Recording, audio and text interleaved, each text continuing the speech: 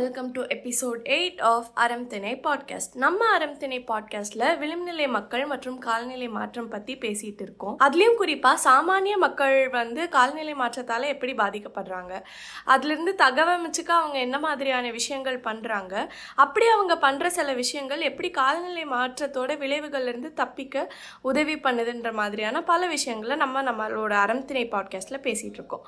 அந்த வரிசையில இன்னைக்கு பாட்காஸ்ட்ல எதை பத்தி பேச போறோம் அப்படின்னா, கடற்கரையும் விவசாயமும். நெய்தல் நிலம் அப்படின்ட்டு சொன்னாலே நமக்கு என்ன ஞாபகம் வரும்? கடற்கரை, மீன் விற்கிறதாங்க, மீன்பிடி தொழில், இந்த மாதிரி விஷயம் தானே ஞாபகம் வரும். ஆனால் கடற்கரையில் விவசாயம் பண்ணுறதை பற்றி நம்ம பார்த்துருக்கோமா, இல்லை கேள்விப்பட்டிருக்கோமா? எனக்கு ஆரம்பத்தில் புதுசாக தான் இருந்துச்சு. ஸோ இந்த மாதிரி ஒரு பல்வகையான வாழ்வாதாரங்களுக்கு ஒரு ஆதாரமாக இருக்கிற கடற்கரை சூழலியல் எப்படி இருக்குது, கடற்கரை சூழலில் இருக்கிற விவசாயம் நம்ம ஊரில் குறிப்பாக தமிழ்நாட்டில் என்ன மாதிரி இருக்குதுன்றத பேசுறது தான் இன்னைக்கான பாட்காஸ்ட். வாங்க எபிசோட்குள்ளே போகலாம். ஃபியூ மந்த்ஸ் பேக் ஒரு 1 month ட்ரைனிங் ஆர்கனைஸ் பண்ணியிருந்தோம் ஒரு குரூப் ஆஃப் பீப்புளுக்கு. அது எப்படின்னா தமிழ்நாடு ஃபுல்லாக டிஃப்ரெண்ட் இடத்துக்கு ட்ராவல் பண்ணி அங்கேருந்து அங்கே இருக்க ஆர்கானிக் ஃபார்மிங் ப்ராக்டிசஸை கற்றுக்கலாம் அப்படின்ற ஒரு பாயிண்ட் ஆஃப் வியூவில் ஆர்கனைஸ் பண்ணியிருந்தோம். ஸோ கோஸ்டல் கடற்கரை சார்ந்து இருக்க விவசாயத்தை பற்றி புரிஞ்சுக்கிறதுக்காக வேதாரண்யம் கூட்டிகிட்டு போயிருந்தோம். ஸோ இந்த வேதாரண்யம் ரொம்பவே ஒரு இன்ட்ரெஸ்டிங்கான ஒரு லேண்ட்ஸ்கேப். அங்கே ஹிஸ்டாரிக்கலாக நிறைய சிக்னிஃபிகண்ட் ஈவெண்ட் நடந்திருக்கு. கோஸ்ட்லேருந்து ரொம்பவே பக்கத்தில் இருக்க ஒரு இடம். அங்கே எப்படின்னா கிரவுண்ட் வாட்டர் ஒரு 15 feet தான் நல்ல தண்ணி இருக்கும். அது கீழே போனாவே உப்பு தண்ணி தான் இருக்கும். ஸோ இதனாலேயே போர்வெல் போடாததுனாலையும் மாடர்ன் அக்ரிகல்ச்சர் ப்ராக்டிசஸ் நிறையா இங்கே இன்ட்ரடியூஸ் ஆகப்படல. ஸோ ட்ரெடிஷ்னல் சீட்ஸாக இருக்கட்டும், ட்ரெடிஷ்னல் ஃபார்மிங் ப்ராக்டிசஸ்க்கான நாலேஜாக இருக்கட்டும், அதோட எல்லாத்தோட ஒரு சின்ன ஹப் மாதிரி வேதாரண்யம் செயல்பட்டு இருக்கு. ஸோ அங்கே போய் பார்த்தப்போ நிறைய இன்ட்ரெஸ்டிங்கான பீப்புளை மீட் பண்ணியிருந்தோம். அப்படி நாங்கள் பார்த்த ஒரு பர்சன் தான் ராஜசேகர் சார் ஒரு சயின்டிஸ்ட். அப்துல் கலாம் ஐயாவோடலாம் ஒர்க் பண்ணியிருக்காரு. அதை முடிச்சுட்டு அவர் ஆர்கானிக் ஃபார்மிங் அவங்க சொந்த ஊர்லேயே போய் பண்ணிட்டு இருக்காரு. ஸோ அது அவரோட ஃபார்மே ரொம்ப இன்ட்ரெஸ்டிங்கான ஒரு ஃபார்மு. கடற்கரையிலேருந்து வெறும் 1/2 kilometer தூரத்தில் தான் இருக்குது அவரோட ஃபார்மு. ஸோ அங்கே நிறைய மல்டி கிராப்பிங் சிஸ்டம் அவர் ஃபாலோ பண்ணுறாரு. இதுக்கு முன்னாடி நெல்லுலாம் போட்டிருக்காரு. இப்போ கடலை போடுறாரு. அதுக்கு நிறைய மரங்கள் வச்சுருந்தாரு. சுற்றி நிறைய மரங்கள், மூலிகை செடிகள் அதெல்லாம் நிறையா வச்சுருந்தாரு. அதை பற்றி ஒரு செடியை பற்றியும் ஒரு நாள் ஃபுல்லாக பேசுகிற அளவுக்கான நாலேஜ் வச்சுருந்தாரு. அது இல்லாமல் மாம்பழ தோட்டம் வச்சுருந்தாரு. அதுக்கப்புறம் தென்னந்தோட்டம் வச்சுருந்தாரு. ஸோ இது எல்லாமே ஒரு ஹோலிஸ்டிக் இன்டெகிரேட்டட் ஃபார்மாக அவர் மெயின்டைன் பண்ணிகிட்டு இருக்காரு. ஸோ அதில் நிறைய இன்ட்ரெஸ்டிங்கான ரொம்ப இன்னோவேட்டிவான விஷயங்கள்லாம் ஷேர் பண்ணார். ஃபார் எக்ஸாம்பிள் அவர் ஒரே மாமரத்தில் 70 வகையான மாங்காய் காய்க்கிற மாதிரி, 70 வெரைட்டி மாங்காய் காய்க்கிற மாதிரி ஒரு கிராஃப்டிங் டெக்னிக் பண்ணியிருந்தார். அன்ஃபார்ச்சுனேட்லி அந்த மரம் ரீசெண்டாக சைக்ளோனில் விழுந்துருச்சு. அது மட்டும் இல்லாமல் புன்னை மரத்தை பற்றி நிறையா பேசியிருந்தார். அது எப்படி ஒரு கோஸ்டலுக்கான ஒரு முக்கியமான மரம்ன்ற விஷயத்தை பேசியிருந்தார். ஸோ புன்னங்கொட்டையிலேருந்து எண்ணெய் எடுப்பாங்க. அந்த எண்ணெயை வச்சு இன்ஜின் ஓட்டுறது அதெல்லாமும் நிறைய விஷயங்கள் ஷேர் பண்ணியிருந்தார். ஸோ அவர் சொன்னதுலேயே ரொம்ப இன்ட்ரெஸ்டிங்காக எனக்கு பார்த்தது ஸோ தென்னை மரத்தில் ஒரு முக்கியமான பிரச்சனையாக பார்க்குறது இந்த காண்டாமிருகம் வண்டுன்னு சொல்லுவாங்க. அதுக்கப்புறம் மர எலி. இது ரெண்டுத்தையும் சால்வ் பண்ணுறதுக்கு இப்போ ஃபார்மர்ஸ் ரொம்பவே கஷ்டப்படுவாங்க. எல்லாமே எப்படி சொல்லுவாங்கன்னா, மரத்துக்கு மேலே ஏறி அங்கே போயிட்டு எதுனாச்சும் போடுங்க அப்படின்னு ரொம்பவே டஃப்பான விஷயங்கள்லாம் தான் சொல்லுவாங்க அதை சால்வ் பண்ணுறதுக்கு, அந்த ப்ராப்ளம் சால்வ் பண்ணுறதுக்கு. ஸோ இதுக்கு இவர் என்ன பண்ணுறாருன்னா, இவர் ஃபார்மில் அப்சர்வ் பண்ணுறப்போ ஆந்தை இருக்குல்ல, ஸோ ஆந்தை இந்த காண்டாமிருகம் வண்டையும் எலியையும் சாப்பிட்றத இவர் பார்த்துருக்காரு. ஸோ இதனால இவர் ஃபார்மில் இப்போ ஆந்தை இருந்ததுன்னா இந்த காண்டாமிருகம் வண்டும் எலியும் கண்ட்ரோல் ஆகும்னு சொல்லிட்டு 2 மரத்து கிளைக்கு நடுவில் ஒரு பனை கட்டையில் ஒரு சின்ன ஓட்டை போட்டு ஆந்தைக்கு நெஸ்ட் மாதிரி ஒன்று போட்டுட்டு 2 மரத்து மேலே வச்சிட்டாரு.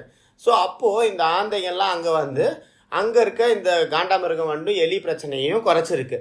ஸோ ஒரு ரொம்பவே காம்ப்ளிகேட்டடான ஒரு ப்ராப்ளம் எப்படி நேச்சர் வச்சு ரொம்ப சிம்பிளாக நேச்சர் வச்சு அதோட அப்சர்வேஷன்ஸ் வச்சு எப்படி சிம்பிளாக சால்வ் பண்ணலான்றதை ரொம்ப இன்ட்ரெஸ்டிங்காக ஷேர் பண்ணியிருந்தாரு. இதை பல விவசாயிகள்கிட்ட நம்ம எடுத்துகிட்டு போக வேண்டிய தேவையும் இருக்குது.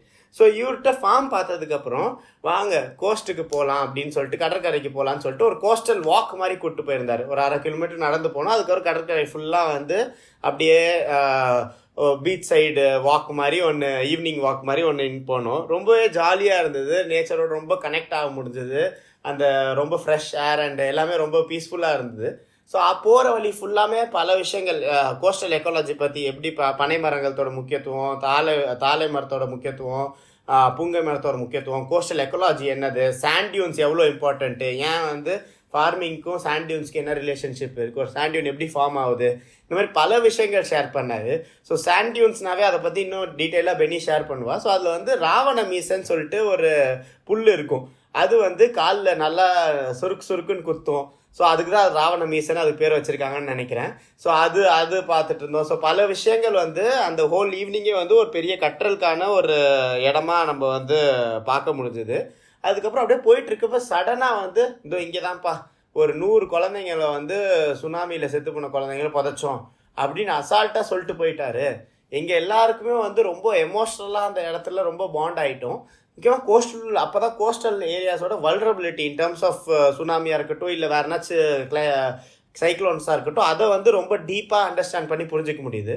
அந்த ஒன் ஈவினிங்கில் வந்து எங்களால் வந்து ஒரு நிறைய விஷயங்கள் வந்து கற்றுக்கிறதுக்கான ஒரு ஸ்பேஸாக இருந்தது. ஸோ நான் வந்து எண்ணூர் புலிக்கேட் ஏரியாவில் வேலை பண்ணும்போது நானும் சாண்டியூன்ஸ்லேருந்து வர தண்ணியை வச்சு விவசாயம் பண்ணுறது காட்டுப்பள்ளி மாதிரி இடத்துல பார்த்துருக்கேன். காட்டூரில் வந்து புறம்போக்கு நிலத்தில் விவசாயம் பண்ணுறது அந்த மாதிரியான விஷயங்கள்லாம் பார்த்துருக்கேன். ஆனால் ஒட்டுமொத்தமாக தமிழக அளவில் பார்க்கும்போது கடற்கரையில் விவசாயம் பண்ணுறது அப்படின்றது அந்த ஒரு ப்ராக்டிஸ் எப்படி இருக்குது, ஒட்டுமொத்த பார்க்கும்போது என்ன மாதிரியா இருக்குது கார்த்தி இந்த விஷயம்? ஸோ நம்ம தமிழ்நாடு வந்து ஒரு கோஸ்டல் டவுனால ஒரு பெரிய கடற்கரை இருக்குது. ஒரு 1076 கிலோமீட்டருக்கு வந்து கோஸ்ட் இருக்குது நம்மளுக்கு. ஸோ கடற்கரை பக்கத்தில் விவசாயம் எவ்வளோ நடக்குதுன்றதுக்கு வந்து ஒரு சாம்பிளாக நம்ம எதை பார்க்கலான்னா, 2004 சுனாமி வந்திருந்தப்போ சுனாமி வந்து 1லேருந்து 1.5 கிலோமீட்டர் தூரத்துக்கு தான் வந்து மெயின்லேண்ட்ஸ்குள்ளே வந்திருந்தது. அப்பயே வந்து கிட்டத்தட்ட 10,000 கால்நடைகள் இறந்துருக்கு, 25,000 ஏக்கர் வந்து அஃபெக்ட் ஆகிருக்குன்னு ரிப்போர்ட் ஆகிருக்கு. ஸோ அவ்வளோ நிலப்பகுதி வந்து கடற்கரைக்கு 1 கிலோமீட்டர் 1.5 கிலோமீட்டர் தூரத்துலேயே வந்து விவசாயம் பண்ணிட்டு இருக்காங்க. ஸோ ஒரு குறிப்பிட்ட சப்ஸ்டான்ஷியல் அளவில் வந்து கடற்கரை பக்கத்தில் விவசாயம் நடக்குதுன்றது நம்ம இதில் புரிஞ்சுக்க முடியுது. இதில் வந்து முக்கியமாக கடற்கரை நம்ம தமிழ்நாடோட கடற்கரை வந்து எப்படி இருக்கு, லேண்ட்ஸ்கேப் வைஸ் இல்லை கிளைமேட் வைஸ் எப்படி இருக்குன்னா, நல்ல ரெயின்ஃபால் இருக்க ஏரியாவாக இருக்குது. மினிமம் மோஸ்ட் ஆஃப் த இடத்துல 1000 மில்லிமீட்டருக்கு மேலே இருக்குது ஆனுவல் ரெயின்ஃபால்.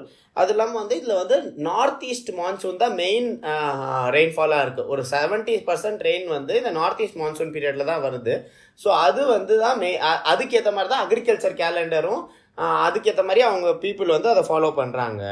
ஸோ இங்கே கடற்கரை சார்ந்திருக்க முக்கியமான பயிர்கள்னு நம்ம பார்த்தோன்னா நெல் பயிர் நிறைய பேர் போடுறாங்க, கடலை, தென்னை, கேஷ்யூ நிறைய இடத்துல போடப்படுது, வெஜிடபிள்ஸ் அண்ட் ஃப்ரூட்ஸ் போடுறாங்க. முக்கியமாக கொடி காய்கறிகள் நிறையா போடுறாங்க. ஃப்ரூட்ஸில் நம்ம பார்த்தோன்னா நிறையா மேங்கோ ஆர்ச்சர்ட்ஸ் வந்து கடற்கரைக்கு ரொம்ப பக்கத்துலேயே வந்து இருக்கிற மாதிரி நம்ம பார்த்துருக்கோம்.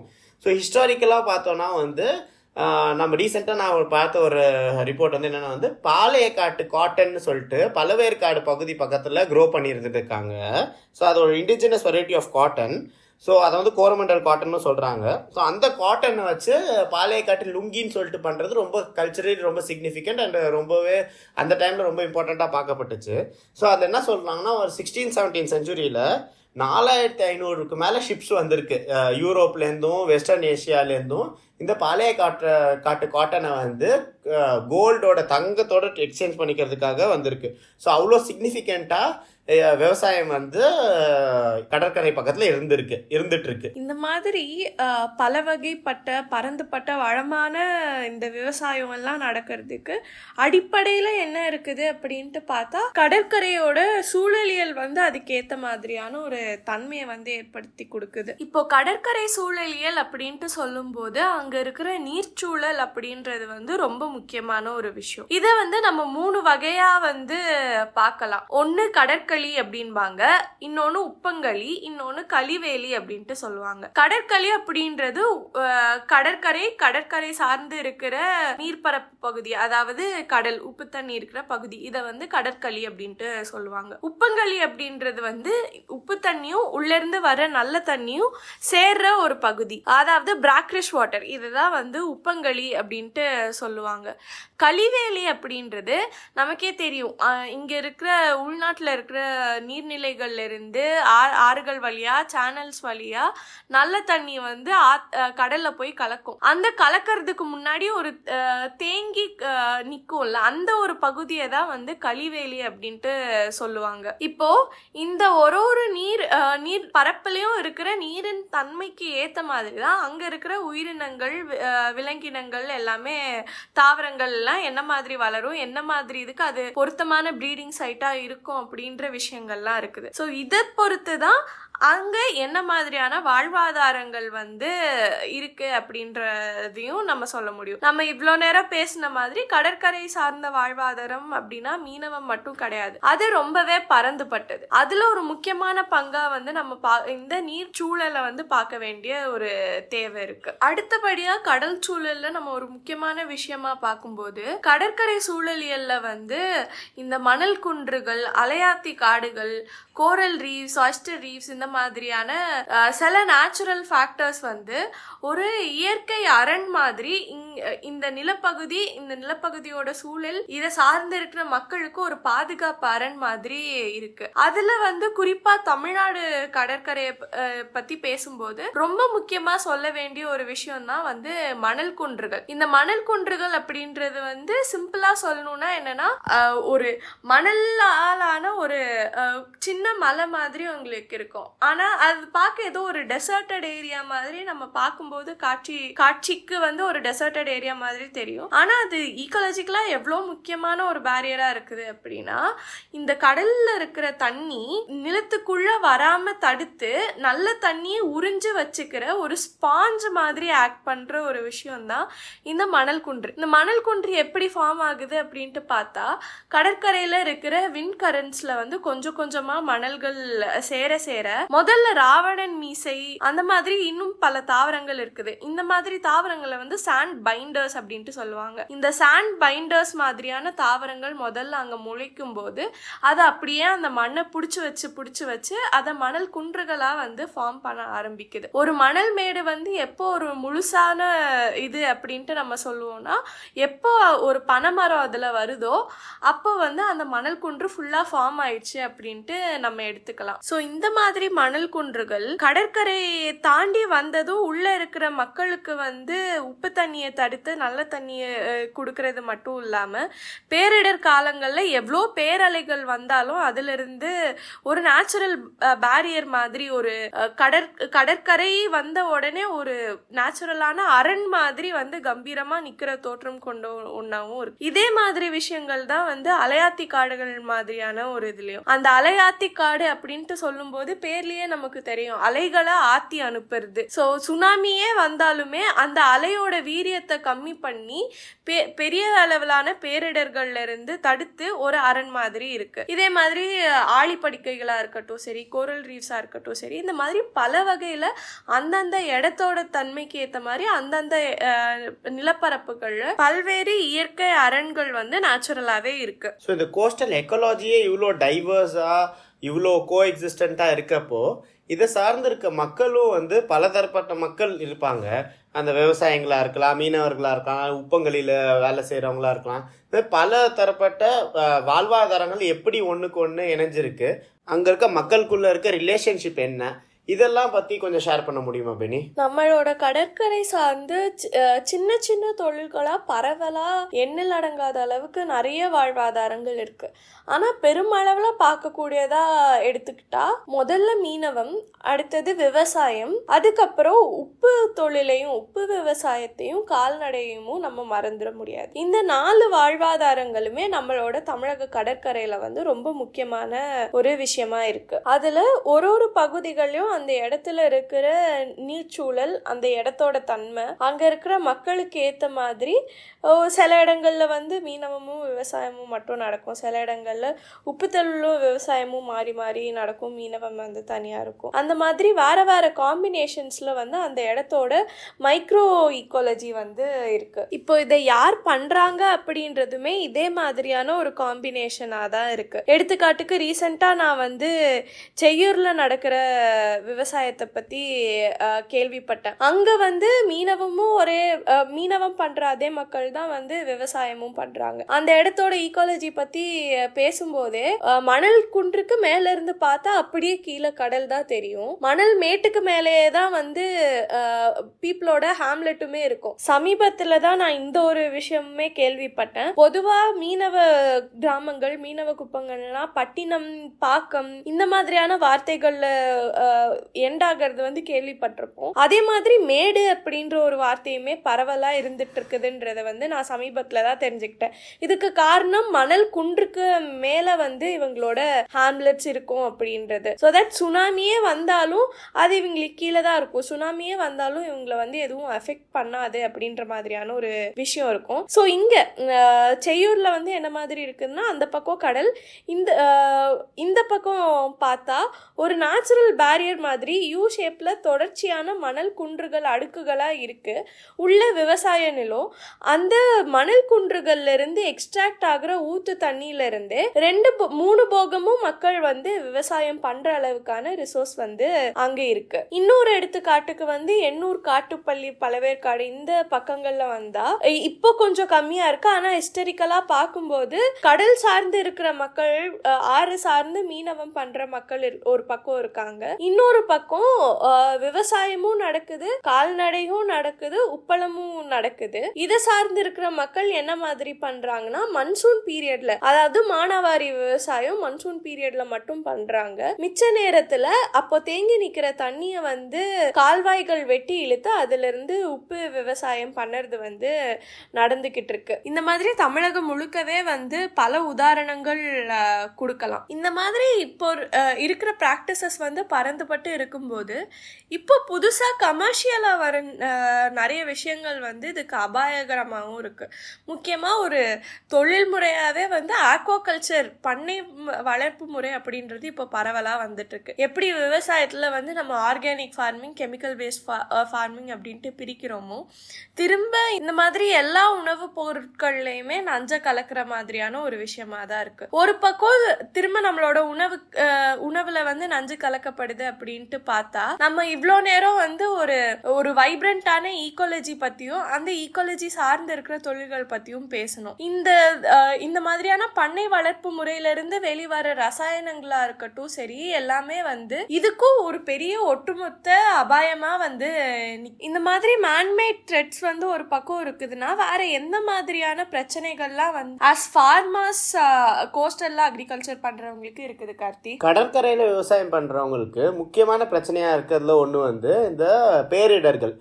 ராஜசேகர் ஐயாட்ட பேசிட்டு இருந்தப்பையும் அவர் சொன்னது வந்து, இந்த பேரிடர்கள்லேருந்து மீண்டு வரதான் எங்களுக்கு ஒரு பெரிய பிரச்சனையாக நாங்கள் பார்க்குறோம் அப்படின்னு சொல்லியிருந்தாரு. ஸோ அந்த ஜென்ரலாகவே வந்து கோஸ்டல் ஏரியாஸ் வந்து சைக்ளோனுக்காக இருக்கட்டும், ஃப்ளட்ஸுக்காக இருக்கட்டும், இல்லை சுனாமி மாதிரியான விஷயங்களுக்கு வந்து ரொம்ப ப்ரோனாக இருக்குது. நம்ம முன்னாடியே பேசின மாதிரி கிளைமேட் சேஞ்சோட ஒரு டிராஸ்டிக் இம்பேக்ட்ஸு இருக்க விஷயத்தை நம்மளால் புரிஞ்சிக்க முடியும். பட் சின்ன சின்ன இம்பேக்ட்ஸ் கூட ஃபார்மர்ஸை வந்து ரொம்ப அஃபெக்ட் பண்ணுது. ஸோ ரீசெண்டாக ஒரு ஆர்டிக்கல் என்ன பார்த்துருந்தேன்னா வந்து, குறிச்சி பட்டுக்கோட்டை பக்கத்தில் இருக்க ஒரு கிராமத்தில் தென்னை மரத்துலேருந்து இருக்க குறும்பையெல்லாம் கீழே விழுந்துக்கிட்டே இருக்குது. குறும்பைன்றது தென்னை வரத்துக்கு முன்னாடி சின்னதாக இருக்கிறது. ஸோ அதெல்லாம் கீழே விழுந்துக்கிட்டே இருக்குது. அதனால் பல விவசாயிங்க ரொம்பவே பாதிக்கப்படுறாங்கன்னு சொல்லியிருந்தாங்க. ஸோ அதில் சுந்தர்ராஜன் ஒரு விவசாயி என்ன சொல்கிறாருன்னா வந்து, இது கீழே விடுறதுக்கு காரணம் வந்து ஓஷன்லேருந்து, அதான் கடல்லேருந்து வர காற்று வந்து ரொம்ப வெப்பம் அதிகமாக இருக்கிறதுனால அந்த ப்ரீஸ் வந்து, சீ ப்ரீஸ் வந்து இந்த தென்னை குறும்பையெல்லாம் கீழே உருவாக்கிது அப்படின்றது வந்து அவரோட அப்சர்வேஷனில் பார்த்து சொல்கிறாரு.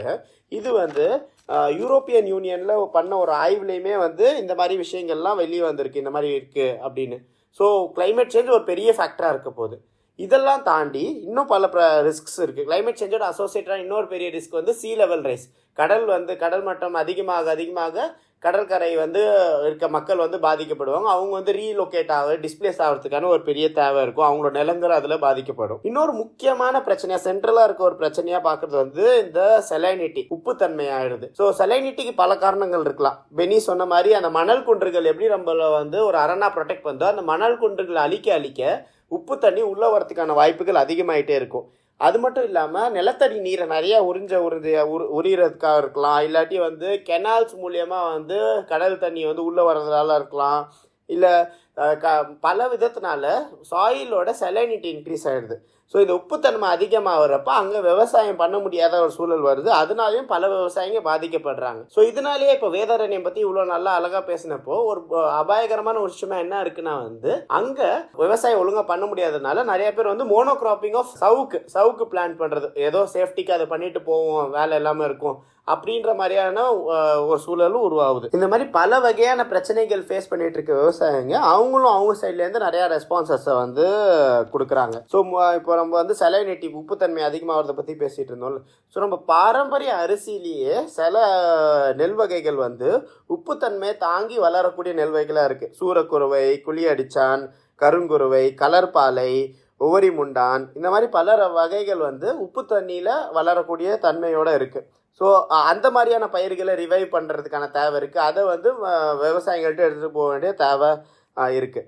ஸோ ரீசெண்டாக இன்னொரு ஆர்டிக்கலில் பார்த்துருந்தப்போ சீர்காழி பக்கத்தில் தாண்டவன் குளம் சொல்லிட்டு ஒரு கிராமம் இருக்குது. அந்த கிராமத்துலேயே எல்லாருமே விவசாயத்தை, ரொம்ப கடற்கரையில் ரொம்ப பக்கத்தில் இருக்குது, அந்த கிராமத்தில் எல்லாருமே விவசாயத்தை விட்டுட்டாங்க. ஆனால் ஒரே ஒரு விவசாயி மட்டும் ராஜராமன்னு சொல்லிட்டு இன்னமும் விவசாயத்தை கண்டினியூ பண்ணிகிட்டு இருக்காரு.